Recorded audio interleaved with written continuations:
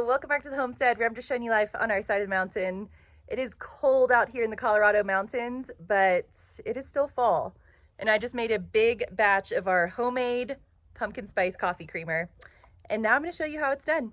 So let's get to it. All right, so here we go. I have some pumpkin pie puree, sweetened condensed milk. I'm using half and half. You can use whatever milk you want. And some pumpkin pie spice. This is super quick and simple. To start out, I'm going to cook down the pumpkin spice with a little bit of half and half on the stove. I'm going to just get that combined pretty well before I add everything to the blender. That just kind of helps with the flavor. Instead of just throwing everything straight into the blender, you can kind of like spice it up a little on the stove and then add everything together. So let's get to it. Okay, so I have a tiny little saucepan. I'm going to put huge heaping tablespoons of pumpkin puree in here. I did 3, and I'm adding probably both of these pints. Maybe I'll add another one, actually. 4 heaping tablespoons of pumpkin puree, and then I'm just going to top that with some milk. Again, use whatever milk you want. I'm doing half and half. About that much, so that way the pumpkin puree is covered. And then I'm going to just simmer this on the stove and kind of let it all cook together real quick. So, and that is simmering on the stove. I'm going to go ahead and get everything else into the blender. Again, this is super quick and simple. You can kind of control how much sugar you want to put in it. I know this does have sugar. If you want extra, you can always do extra. So go ahead and add your can of condensed milk to your blender. I love this coffee creamer, so I'm going to make a big jar. I drink a lot of coffee during the day, all day long, basically, especially when it's cold outside, and it is getting really cold in the Colorado mountains. The mornings are like 40 degrees, so it's cold. Go ahead and add your milk to the blender.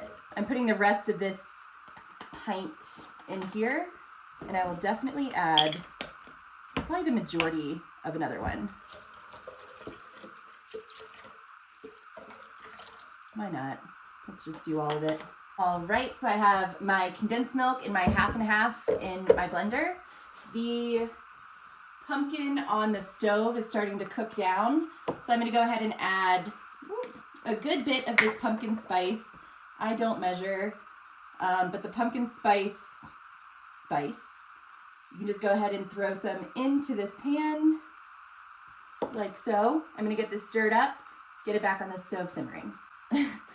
All right, so I just pulled the pumpkin puree off the stove. Everything looks like it's combined really well. It smells really nice, so now I'm going to just add that to my blender. Get it all in there, all the good flavor.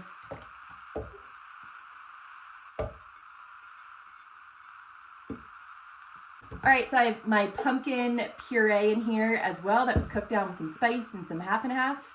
Now I'm just gonna blend it up. It's that simple. It's much better than store-bought, and it actually tastes real. The stuff from the store is like so fake and sugary. So that's that. I'm gonna blend it up. Now that that is all nice and blended, I'm gonna just go ahead and top it off with some more spice. Again, you can do however much you want. I like it very flavorful. So there we go. Now I'm going to blend this up again. All